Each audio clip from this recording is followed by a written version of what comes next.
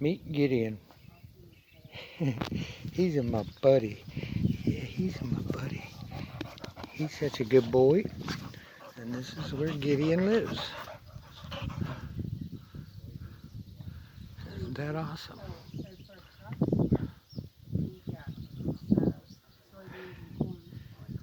Beautiful place here in Iowa. Not sure exactly the name. I forget the names. But I do know that this little ridge here, there's a river that runs through there. And the other side of these trees, just less than a mile, is Missouri. So we're right at the bottom of Iowa, somewhere in the middle. And it's a beautiful place. They're still new here. They've been here about 4 years and remodeling. Going to open up this basement so that way they can have a view from upstairs and downstairs. Because it is a very beautiful valley. This morning it was all filled with fog. So that was really cool. I got some pictures of that. The sun came up right over there. I'm gonna set right over here. And it's hot, so I'm hanging out in the shade. We're gonna get back on the road tomorrow. And a couple things I wanted to talk about, just some reflections. I knew when I got baptized, you know, Jerry said, is there anything that you want to say? And I said, life will never be the same. Because it's a rededication, you know. We're in a fight for humanity, and you know, it's all in or all out, you know. It's not hard to pick a side, pick a lane, you know, when it comes down to God versus evil. I'm gonna pick God every time. But my last video, I showed my shirt, this one, and I wanted to address this issue again. Because I mentioned in the video that I wasn't going to wear the shirt anymore. And somebody called me out on it and said idol worship is not cool. Well, it's signed by Juan 07 and Jerry Foley. And, you know, at first I wanted to argue the point that I don't worship these guys. I have a level of respect and a great amount of love for these guys because of what they're doing, the sacrifices that they're making, and the way they go about this fight. And they're an inspiration. They encourage us all. So, you know, I don't worship them, but, you know, I got to thinking about it, and I thought, well, you know, money is some people's idol, and they worship the money. And I thought, well, you know, I know that getting something like this autographed increases its monetary value, but that wasn't even really why I valued it. You know, it was a personal, sentimental value. It meant a lot to me to be able to shake hands with these guys and to ask them to sign my shirt while I'm wearing it, you know. And it was the thrill of a lifetime, you know. They may not be as well known as Hollywood celebrities, but I stand side by side with them any day. I'd rather stand in line to get their autograph than Brad Pitt or anybody else from Hollywood. So, you know, but I continued to think about it, you know, and I didn't respond to the comment right away. And when I did respond, I just said, point taken, thank you very much. And I continued to think about it.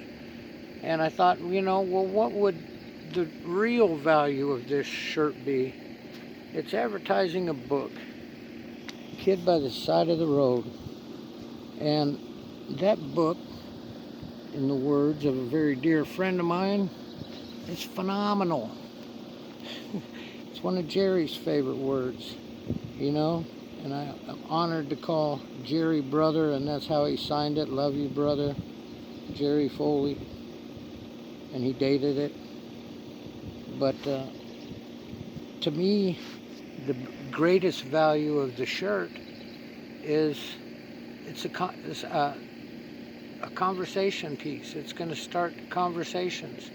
The value is me wearing it, not preserving it, because if it leads one person to the road of truth, maybe they'll be interested in this book, and what is this book? Maybe I should look into it.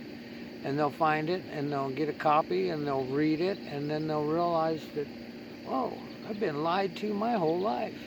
Here we thought we knew what was going on, but this makes a lot more sense, and then all the pieces of the puzzle start coming together, and it's bigger than you can imagine. This picture, this puzzle, that you got to put it together in your mind. You got to activate the pineal gland.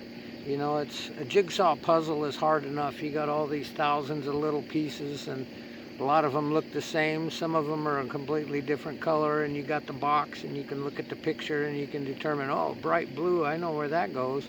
You get a general idea because you got the box. Well, all we've got is the truth. And you got to go out and find the truth. And a lot of times you got to weed through a lot of propaganda, lies, manipulation. But you know the truth because it makes more sense than anything else. That's Occam's razor when presented with two theories. The one that requires the least amount of speculation must be the truth, But truth to me, it resonates. It sparks that light in my head, and not only do I understand it here, I can see it in here and feel it in here. It all comes together. So, it's a lot of information. It's bigger than we can imagine. This war against humanity has been going on since before anybody on the planet now alive was ever born. And in a few days, my 96-year-old mother will be moving in, and going to be trying to slowly introduce her to it. But I also want to start doing videos with her, just an interview, Maisa's memory lane, because she's still sharp as a tack mentally. Her short-term memory is starting to go, but she might tell me something when I call her, and then 5 minutes later she'll tell me again, just as excited as she was 5 minutes ago. But when she starts talking about her childhood, the details are still there, and they're still the same as what they were, all these years that I've been listening to her stories. So I'm going to see if I can talk her into doing some videos and sharing her testimony and her memories and her life story, because 96 years is not something that a lot of people accomplish, and I'm hoping that Julie and I can get her through these next 4 years and get her up to triple digits. And she's pretty healthy. Her only complaint lately is that she hasn't been to a doctor in 3 years. That's great. She's in better health now than when she was going to the doctor. She doesn't need one. She's good to go. As long as we can keep her on her feet, keep her from falling, she's fragile at that size and that age, so that's why I did so much work on the house, getting it to where she can get her walker anywhere she needs to go. And there's 2 levels in our house, and there was 3 different areas where there was stairs. Now there's only 2, and there's a handicap ramp on the 3rd, so she doesn't have to go up and down any stairs. So we're looking forward to having her.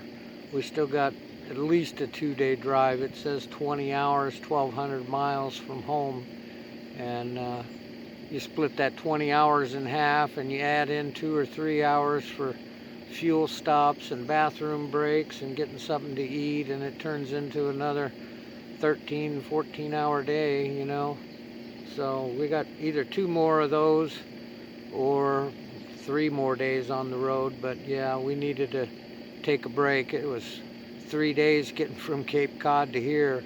We took some 2-lane back roads, and wasn't the most direct route, but it was a little less stressful. You're not doing 70, 75 with thousands of other cars, and I got used to doing that. It's a dance, it's a dance of machinery, but it's a dance, and you got to learn to read the other partners on the dance floor. And Sometimes they're in your way and sometimes you're in their way, and as long as you can find room to get out of people's way and find room to get around the ones that are in your way, you do okay, you know.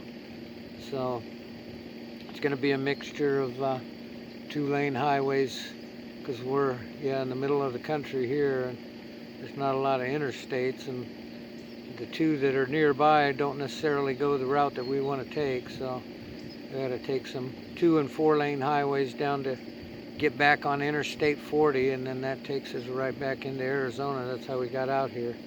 That's a good east-west thoroughfare. It goes right to Flagstaff, and then we'll turn off and go down Oak Creek Canyon and be back home.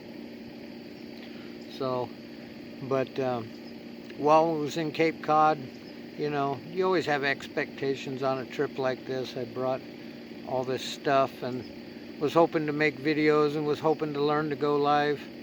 I set up my YouTube channel to go live and was hoping somebody could help me figure it out, but the signal strength at the place where we were at was spotty at best, so live stream wouldn't have worked very well. Just watching a video, streaming it, watching it was a lot of buffering and so on and so forth. And then it was so hot. One other problem I was having was keeping my phone charged. It kept going dead, and you know, it would charge slow and drain fast. So I do still have one other video from the baptisms. I think it's 20 minutes, and I haven't taken the time to sit down and upload it. I'll probably upload this one first that I'm making now, and then before going to bed I'll upload the baptisms. It's mostly the first 20 minutes, which was the married couples that came to Cape Cod to get married, and it's already up on Jerry Foley's channel. I think they got more of it than I did, and the phone overheated, so it quit recording. I was going to try and record the whole thing, but Julie and I are in it getting baptized, and Julie was second or third person to be baptized, and I decided I better run up there and get baptized right behind her. And then Jerry Foley says, well, are there any other married couples here that are going to get baptized together? And he started baptizing them together. So I thought that was really cool. But the other thing is that I wanted to play with my toys.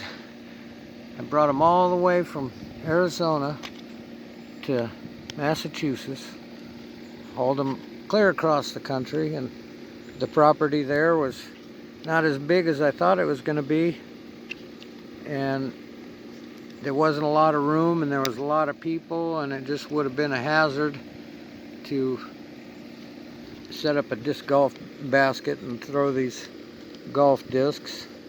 So I set it up here, and I'm going to leave the basket here. I'm going to build another one. This is the one that I built 20 years ago. I'm going to build me another one, leave this one here for Jake. We'll probably be coming back to visit again, and then I don't have to haul it. All I got to do is bring my discs, and I'm going to give him maybe a dozen or so of these, so that way he's good to go. And he and I were out here throwing a little while ago, and it got pretty hot. But yeah, what I'm going to do is take these 2 cans of discs up on the hill there, one about 150 feet away, and throw some shots at the basket. And then the other one, I'm going to go even further up on the hill and take some shots at the basket. So I'll set the phone up here, record it from down at this angle, and that way it stays in the shade. And we'll see how it goes.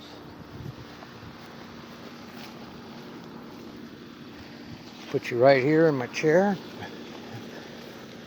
where you got a good view.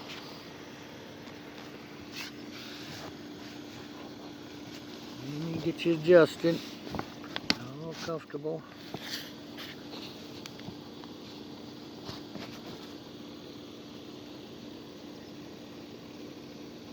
Maybe zoom you in just a little bit. I'm terrible at zooming. Hold on. Tangled up in the chair. There we go.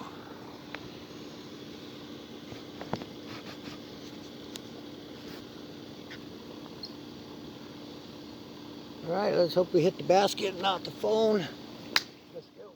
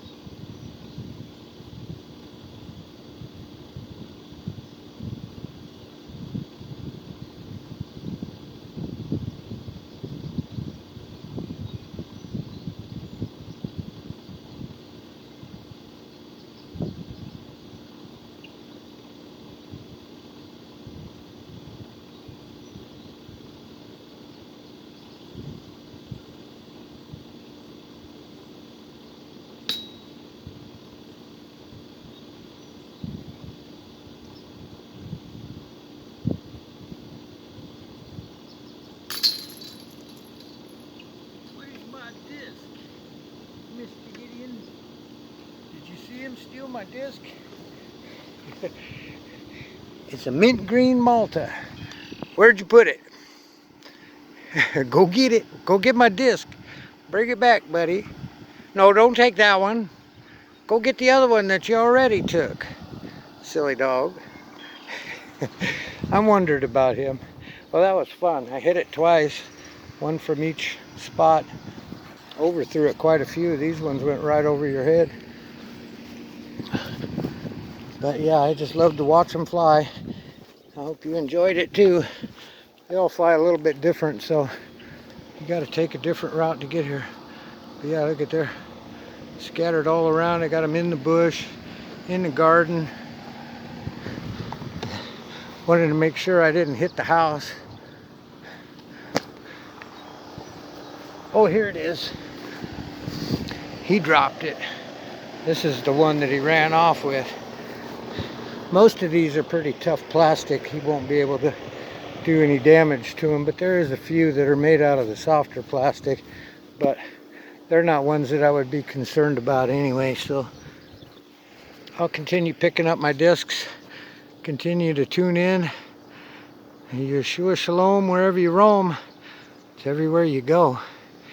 I'm in Iowa, and I'll be headed back home and look for more videos. Maybe along the way, we'll see how it goes. We got AC, so it'll be less stressful. Maybe I can keep my phone charged in there. Love you. God bless you. Have a good day.